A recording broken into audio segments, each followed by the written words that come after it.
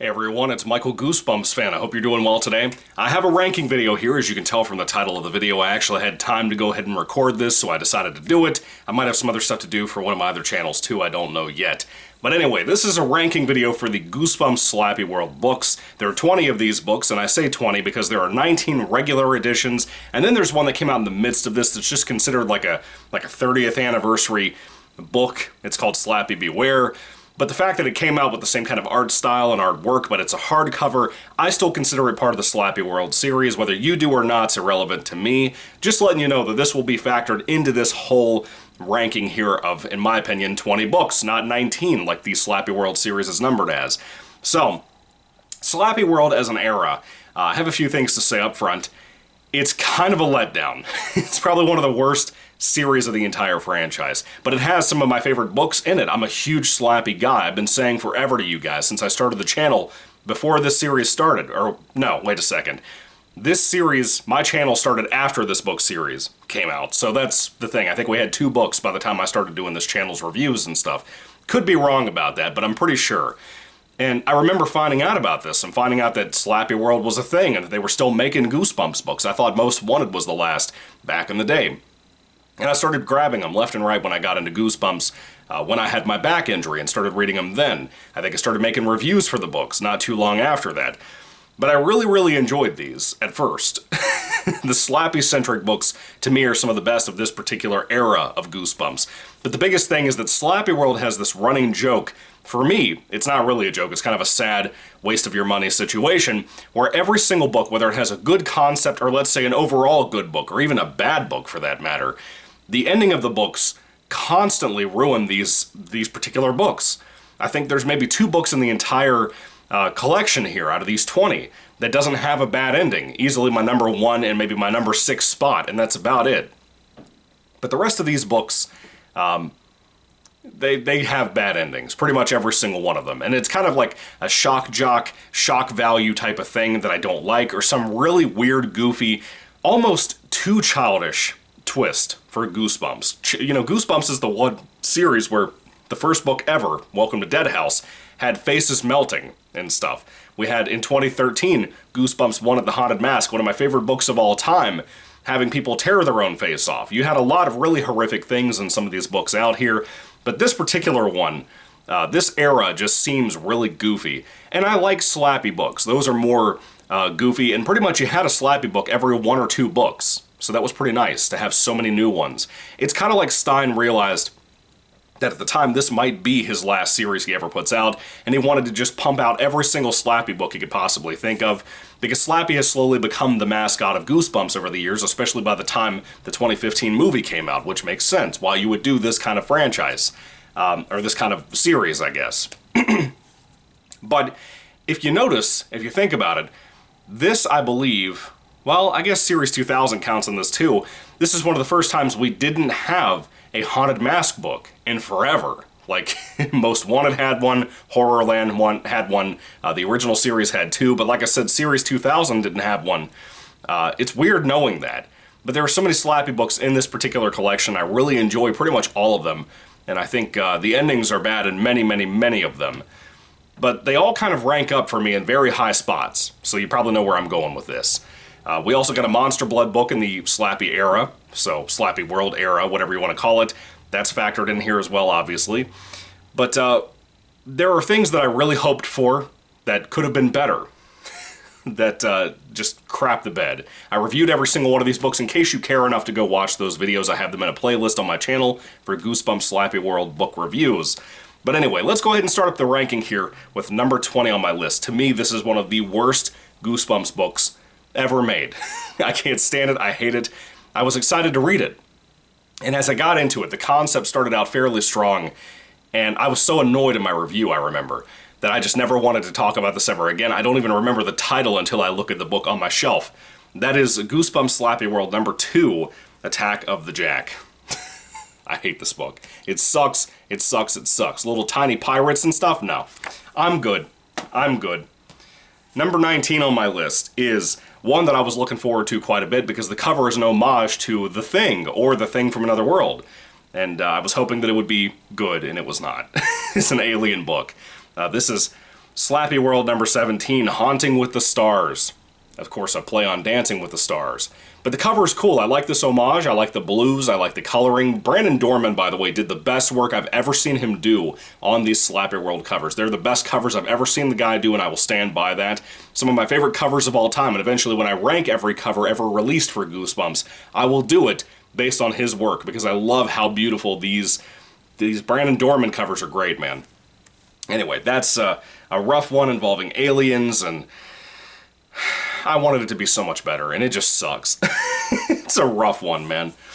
The next one here is not much better than that, but it's just a little bit better. I was surprised to rank this one higher, but Haunting with the Stars was such a massive letdown that I couldn't see myself putting it up higher than this one, but this one's not great either. This one is at my number 18 pick, number 9, Revenge of the Invisible Boy. I'm not a horrible anti-Invisible Boy guy. I don't mind them at all, but I like the original a lot better than I like this one, just so you know. The old one feels like a very 90s style story. That one just feels... no. No, I don't remember much about it, but what I do remember, no. Don't do that to yourself. This one right here was another big disappointment. It's number 4 of the series, SlappyWorld. Please do not feed the weirdo. No. No. Not a fan of this one. This one had an interesting Goosebumps-like concept that could have been cool, but everything from the cover to the actual book, no. I'm sorry. I can't do it. My number, my number 16 pick is the final book that I just reviewed just a moment ago, and that is number 19, Fright Night. Yes, it's named after Fright Night, the vampire movie that I love so much from the 80s, and its sequel that's really, really good. But this is not a good book. It really kind of sucks overall. This one's like a little bit better than the ones that I just, put in the bottom of the ranking before it. But it's not that much better. This is not a memorable book. This is something that my brain will delete so quick when I finish up a lot of these reviews that I won't remember this 6 months down the road because of how forgettable and awful and boring it was. This is on the sillier side of Goosebumps. Think of something like Why I'm Afraid of Bees, or something like that. Chicken, as I said in my review. Think of something like that, where it was so obviously supposed to be goofy, but like the execution of this particular one, unlike Why I'm Afraid of Bees, is just not good. It's really not fun to read like Why I'm Afraid of Bees. And it's not similar in storytelling. It's not like somebody's turning into something. It's just the concept of a monster in the basement of a school could be cool, and they didn't do anything with it. Well, Stein didn't, I guess. This is not a movie where you have multiple people involved. Big disappointment. Big disappointment, as were many things in SlappyWorld. Let's see. Moving along to number 15 on my list. This is number 13, Monster Blood is Back. This one sounded kind of cool. It was involving a cooking show, monster blood being involved. I was hoping for a lot more than what I got. At the end of the day, big disappointment. Probably one of the weaker Monster Blood books, which is a shame because I think 2, 3, and 4 are really fun, really cool adventures, especially 2. I don't really like part 1 that much, and I'm not really a fan of this one all that much. So, I'm sorry. That's just how I feel. Moving along to my number 14 pick. This one I've kind of forgotten a lot of it. I had to sit down and look at a lot of these books to really think about what happened in them, really kind of look over my reviews and stuff again to be sure if I really wanted to rate something at the certain rank I gave it. And this one is kind of forgettable, but I did like it, if that makes sense, to an extent. Bad ending, obviously. But my number 14 pick again was number 15, Judy and the Beast. And I like the cover. It's pretty cool. That's about it. Going along to my number... I keep losing my track, dude. 20 books is a lot to look at. It's not like Most Wanted where you had like 12 books, 14, something like that. The 20 really throws me off because there's a big list on my phone. Anyway, number 13 on my list is one that I was so excited for. The cover looked so eerie and creepy. The entire community was really excited about this book when it was coming out. Then it came out, and it had nothing going for it. It was so dull. It had not even the traditional sense of this particular monster. It just wasted so much time. That book is number 14, 5th Grade Zombies. What a freaking cool cover with the mist behind the zombie kids and all that. This chick doesn't have a nose. It's great, man. I was looking so forward to this book. It's one of the best Brandon Dorman covers, one of the best Goosebumps covers ever made, in my opinion. And man, was the ball dropped. Man, was it fumbled so freaking bad. It's such a letdown, dude. What a freaking letdown. Alright, well, I guess I have to also do a cover ranking for the Goosebumps SlappyWorld books. I keep forgetting I have to do that, so maybe I'll try to carve out some time for that as well. I don't know. Anyway, the next book on my list is number 12 on my list, and that is number 18, Night of the Squawker, the next to last final book in the series. And I read this one when I was on vacation at Tennessee about a week or so ago, and it was okay. It was okay. It had an interesting concept that was very similar to something like Chicken Chicken, had the body horror aspect, but not really to the extremes that I like it, especially when Goosebumps and Stein do it. But this just, it didn't really have anything going for it. It was very forgettable.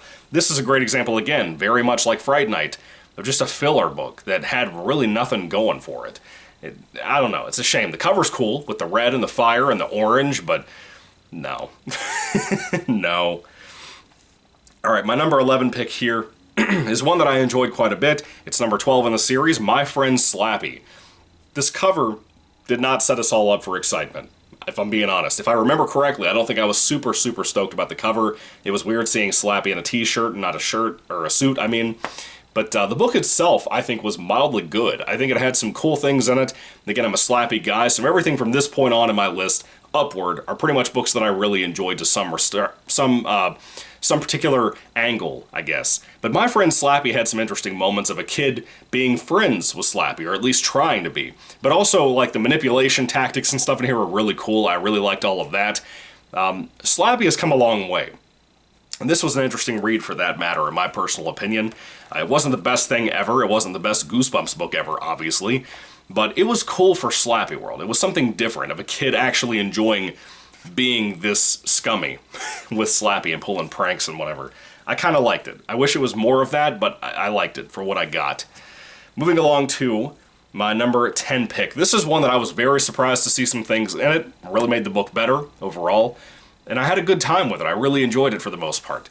That book is, number 10 on my list is number 11, They Call Me the Night Howler. Of course, my boy, Dr. Maniac, shows up in here quite a bit, and I really was excited to see him too. Didn't want to tell you guys back when I reviewed it, because I reviewed it around the time it came out. Did not want to tell you a bunch of spoilers, but Dr. Maniac's one of my favorite Goosebumps villains, monsters, whatever. I wish Jim Carrey would play him. I really wish he would. He would have been great in the 90s playing Dr. Maniac if he had existed at the time. But They Call Me the Night Howler was really cool. It's like a superhero story, very much an R.L. Stine comic book type of thing, and I think it'd be really cool to see this in a newer Goosebumps show or movie or whatever. This was good. I liked it quite a bit. Had some new spins on superhero stuff, which Stine is always good about, taking things and kind of doing something new with it. But this is a good read. I recommend it for people who like superheroes, who like comics, who like Goosebumps and comic things like Attack of the Mutant. If you're a fan of Attack of the Mutant, you should read that. It's really very much similar to something like that if you have the kind of taste for something like that. Or a Little Comic Book Shop of Horrors, which is a GYG book from the franchise. Moving along above that, this one I was surprised to see on my list that I rated it this high, but I did like it. It had some cool moments to it. My number 9 pick is Shutter Mansion. Pretty rad. Pretty rad. I like this one. It's got some good moments in here. I think that, I don't know if I would put this one always above They Call Me the Night Howler. I kind of find myself, it depends on my mood, which one I would put above the other. A lot of people I would see saying Night Howler or whatever. I keep getting the title messed up. I could see a lot of people in the community saying Night Howler is better than this book for sure. 100%, probably one of the best of the whole series. And I kind of understand why, but for me, on my mood, it depends on whether I would have this above Night Howler for me. They're both good. They both have a lot of cool things about it. I like kind of the mansion part of this. That's kind of nice, like the old Shutter Mansion movie from back in the day. But this was cool. It had some cool moments to it, and I enjoyed those things, if I'm being honest with you. Moving along to, let's see, number 8 on my list. From this point on, again, you have a lot of Slappy books coming. My number 8 pick is the first book of the series, Slappy Birthday to You. I read this and I was very surprised how much it felt like Slappy Goosebumps books, like Night of the Living Dummy 1, 2, and 3, or, I don't know, Bride of the Living Dummy, or Slappy's Nightmare, which is like the darkest of all of them. But Slappy Birthday to You had that feel of like the 90s books and the 90s TV shows and that kind of thing that used to come out. And I thought it just really felt like Goosebumps. And it was nice to see newer books feel more like that. After reading Planet of the Lawn Gnomes and reading One of the Haunted Mask and different stuff like that didn't feel entirely like Goosebumps, but they were something darker in a lot of cool respects. This felt like traditional 90s Goosebumps. This felt like a book that Stein had put away in his, like, I don't know, his closet or his desk or something, and pulled it out as a trunk novel to publish. It just felt like one of the books that was written back then, if I had to bet. But it's so nice. I like it a lot. I think it's really good. It's enjoyable. Really cool read. But yeah, had a lot of good for it. The next one here is number 7 on my list. And again, it's one that I talked about a moment ago that some people would count this as part of the franchise, or this era of Goosebumps. Some people would say it's just an anniversary book. In my opinion, this deserves to be ranked as a SlappyWorld book, being out around the time a SlappyWorld series was going on. That is Slappy Beware. Yeah, it's only in hardcover, I guess. But I really liked this. I thought it was really cool. Had a lot of cool things, kind of an origin story, kind of not. Kind of short stories as an anthology, kind of not. If you're a big Slappy fan, SlappyWorld books that involve Slappy would be really good for you. If you like Slappy in general and you want more to know about him, this is a really good book to pick up. Again, I'm a huge fan, so I wanted to pick this up and read it, and I really enjoyed what I got out of it. Slappy Beware. I cannot say the title to save my life. It's one of those days, I can already feel it, I'm not going to be able to talk all day. All day. But Slappy Beware was fun. I had a good time with it. Definitely one of the biggest recommendations I have from this particular era of Goosebumps, if you count it with SlappyWorld. But as it comes to newer books, whether it be the novels from Stein, whether it be comics, anything like that, this is really, really, really good. So check it out. Okay, moving on to my number 6 pick. We're almost in the top 5. My number 6 pick, it was hard to decide on these two, but I really, really, really enjoyed this one, as goofy and quirky as it is. My number 6 pick is going to be I Am Slappy's Evil Twin, which is number 3 of the series. I love the cover, I love the introduction of new Slappy members of his family, that kind of thing. That was kind of cool. But even the weird Hollywood stuff was really nice. It was just a change up for this. I'd like to sit down and reread this sometime when I get a chance. Maybe in the fall, I don't know. But this is good. I really like this one. I really recommend this one if you haven't read it before. The Evil Twin aspect was kind of fun too. Alright, let me take a taste of drink before I go to my number 5, because I can already feel like my mouth is drying up already.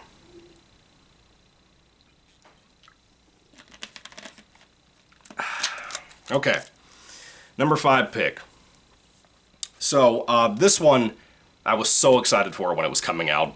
And when I got around to reading it, I absolutely, really, really enjoyed it.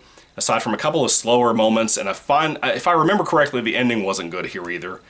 But I don't remember everything about it. My number 5 pick is number 8, SlappyWorld: The Dummy Meets the Mummy. I love this cover. I love mummies, and I love Slappy. So you would think this would have been my favorite, but it's not. It's just not. I love the museum as a setting. I think that's really cool. Again, like book 3 I just talked about with Evil Twin, having that setting of Hollywood and having a family who work in Hollywood and having this be about a museum with the mummy and stuff being in there. That stuff was really cool. I like the fight scenes with Slappy and the mummy. It really worked for me as a fan of those two concepts. If you're not a fan of the two, let's say you don't care about mummy stuff or ancient Egypt or anything like that, and you only care about Slappy the Dummy, this might hit you differently than it hit me. That's the only real way I can kind of put it, because I thought it really worked. I thought it was really enjoyable, really fun, but I could see why people would not think that. So if you ever go into this book, just understand that. That's going to be kind of the make or break for you, more than likely. But it was fun. It had a lot of good moments to it, and I enjoyed it. All right, number 4 on my list. I probably don't need this anymore. Number 4 on my list is probably one of the creepiest Slappy covers that have come out in forever. For a book that I thought was fairly creepy itself, had some really good moments in here involving sleep studies and whatever. This one was very surprising. My number 4 pick is number 16, Slappy in Dreamland. I really dug this. It had so much going for it. Yeah, it has a rough ending. Yeah, it's a little slow. But dude, it's good. It's really good. I enjoyed it quite a bit. For a series that has kind of been very, very, very lackluster, I really love that one. It's great. I'm going to switch these two out. I think I finally settled on what I'm going to do with these. My number 3 pick. Yes, we're in the top 3. Prepare yourself. Go ahead and put in the comments, what do you think my top 3 will be? Ranked out, I mean. I want the ranking of these final 3. If you know the other books that are listed, if you happen to read the series. So for me, my number 3 pick, I just, on camera, switched it with my number 2 pick again, because these two kind of line up so close for me. But I think I'm settled on this one being a lesser book than my number 2 pick. And that is number 6, The Ghost of Slappy. What an amazing cover. Possibly the best cover of the entire collection here for Goosebumps eras or whatever. I love it. I think the ghostly Slappy here with the creepy eyes, dude, there's just something about that. I love it. When it was announced and everybody was talking about it here on YouTube, it was just a beautiful cover, man. It still is. This book involves Slappy dying and being a ghost. And the end of the book was such a piece of crap. It was so bad that it ruined everything else before it. And that's kind of a shame, but still in hindsight, I remember this being very eerie in atmosphere. I remember it being very enjoyable for what it was. But the ending was so bad. so bad. That's why I went ahead and moved my number 2 up to the higher spot instead of the number 3 spot like this one is. Because this one just, it fell apart so bad, dude. It fell apart so bad, and it's such a shame, too. Because there was so much happening, and the ending was going to be so good and so tense. And that final chapter completely ruined it. The ghost atmosphere to it, the Slappy being a spirit thing was really cool. Getting to learn more about Slappy and what he can do and can't do with that book was fun. But it just, no. At the end of the day, no, it doesn't work. My number 2 pick, though, is one that I love quite a bit. The more I were thinking about it, like even just now during the video, the more I think about it, the more I'm like, this one really came together. I think it's one of the best books of this era. One of the best modern Goosebumps books put out, in my personal opinion. I don't remember the ending of it, so it probably had a bad ending. but still, with that being said, my number 2 pick is Goosebumps SlappyWorld, number 10, Diary of a Dummy. Let me tell you first and foremost, I love this cover. Slappy in a big old book. The diary, obviously. The red back here. Dude, it's just a beautiful cover. The slime, the old Goosebumps slime coming out of this thing. I love this. I think Diary of a Dummy is so good. The twists, the storylines in here, they're just so fantastic. It's like a couple of short stories tied together into one big novel from what I remember. I think we followed somebody dealing with Slappy, then he got passed off to like another family or something. I really liked that. I thought the different change-ups on what we did with Diary of a Dummy was just so cool. And I liked that. It was something really, you know, a lot of the SlappyWorld books, like Slappy Birthday to You, felt so classic, but then you had like I Am Slappy's Evil Twin, which was the second SlappyWorld book to have Slappy in it. That was so refreshing. And then Dummy Meets the Mummy was kind of refreshing, and then having this too was really refreshing. I liked what we did with this book and how different it was. And I don't always like different. You know, I'm a Star Wars guy.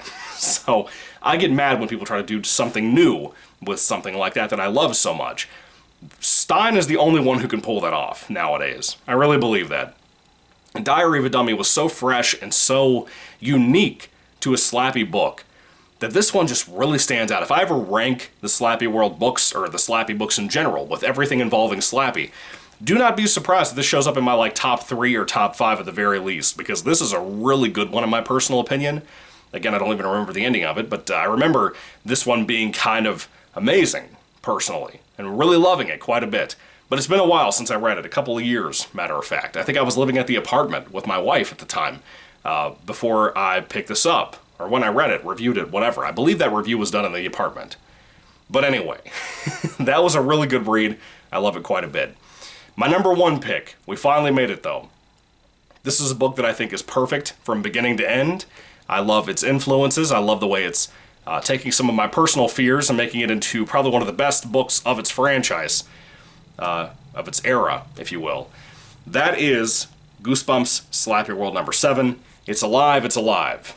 Now, of course, the title here, with a cover that's okay, I don't love the cover too much, but with the title, it's clearly a reference to the Frankenstein 1930, 1931, whatever it is, movie that I love and I obsess over all the time. I plan on rewatching that very, very, very soon. And I tell you, this is great. This is absolutely one of the best Goosebumps books to ever be put out. If you are like myself and afraid of animatronics, afraid of AI, afraid of robots, whatever, if you're terrified of that kind of thing, and people playing God, in the science community. This book is so for you, dude, you have no idea. This one creeped me out so bad with this robot for a science experiment for school that seems to be coming alive, excuse me. And the two kids doing the project that have to deal with it. This was so spooky. The idea of this thing right here, walking around in the hallways of your house and stuff, it was just so creepy, and there was just something about it that has resonated with me ever since I read the book. I will never forget this. I even have a secondary copy to have in my collection for the next time I reread it, so I don't have to ruin this original book that's in pristine condition. I love this book. If you have not read It's Alive, It's Alive, dude, it's one of the best ever. It is so scary and eerie, but it's not like bloody and gory. It's just truly atmospheric, and it's truly creepy if you're afraid of this kind of thing.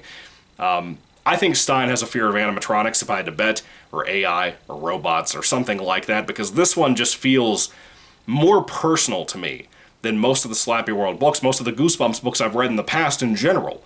It feels so personal, dude. It feels like something that really hits you right in the gut as a fear. And really, the SlappyWorld books have been kind of goofy, kind of pulpy in the respect of being kind of more on the sillier side this time around for this era. But this one really, to me, stands out as one of the best ever of all time.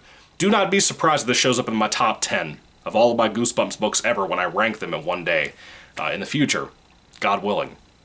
Do not be surprised if this shows up in like my top 10, because I absolutely love this one. I think it is so frightening and compelling and eerie. It just has everything you could possibly want out of it.